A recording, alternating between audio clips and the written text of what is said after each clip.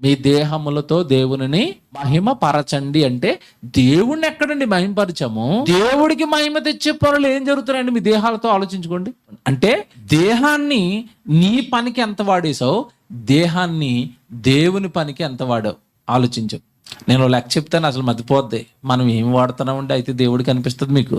మనిషికి ఎంతకాలం బతుకుతాడు భూమి మీద చెప్పండి? యావరేజ్ 60 వేసుకుందామా?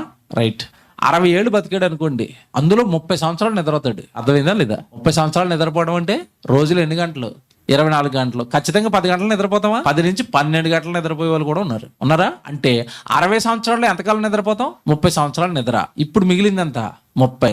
ఈ 30 సంవత్సరాల్లో డ్యూటీకి ఎంత తీసే పొద్దున్న 9 గంటలకి వెళ్ళాడు అనుకోండి, సాయంత్రం 5 గంటలకు వస్తాడు. అంటే ఎంతసేపు?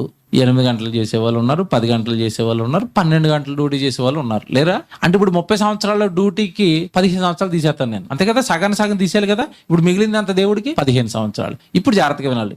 డ్యూటీ అయిపోయిన వెంటనే దేవుడి పని ఎక్కేస్తాను అన్న వాళ్ళు చేస్తండి. బాబోయ్ అలాగండి, ఇంట్లో కుటుంబం ఉంది కదా అంటాడు. అంటే ఫ్యామిలీకి ఇప్పుడు మిగిలిన 15లో ఒక 5 సంవత్సరాలు ఫ్యామిలీకి తీసాను, ఓకేనా? అంటే పిల్లలు, భార్య, కుటుంబం, వాళ్ళతో గడపటం, భోజనం చేయటం, వాళ్ళకి మార్కెట్కి వెళ్ళి పీతలు తేయటం, వీళ్ళకి తీసాను.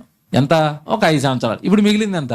10. ఇక్కడ జాగ్రత్తగా ఉండండి. ఈ 10లో మళ్ళా మరి మా అన్నయ్య కూతురికి పెళ్ళి వచ్చింది, మా తమ్ముడు కూతురు సమతాడింది, విందులు వినోదాలు. ఎంత తీసేద్దాం చెప్పండి? గుండెల మీద చేసుకుని చెప్పండి. పోనీ మీరు భక్తులు 5 తీసాను, మిగిలింది ఎంత? 5 సంవత్సరాలు నేను ఖచ్చితంగా దేవుడి కోసం పనిలో ఉంటానన్న వాళ్ళు చేయొద్దండి. ఉండవు. దేవుడి సన్నిధిలో గంట ఉంటే గగనం.